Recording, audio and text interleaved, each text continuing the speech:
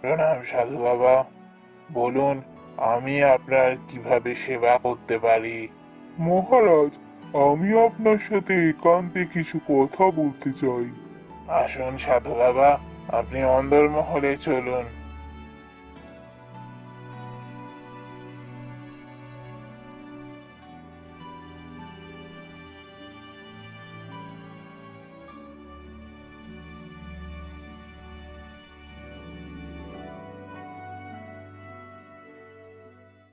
আসন গ্রহণ করুন বাবা।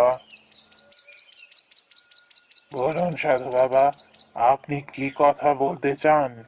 মহারাজ, আপনি খুবই দয়ালু একজন রাজা, অথচ আপনার কোনো সন্তান না হওয়াতে আপনি খুবই দুঃখী, তা আমি জানি। আপনার দুঃখে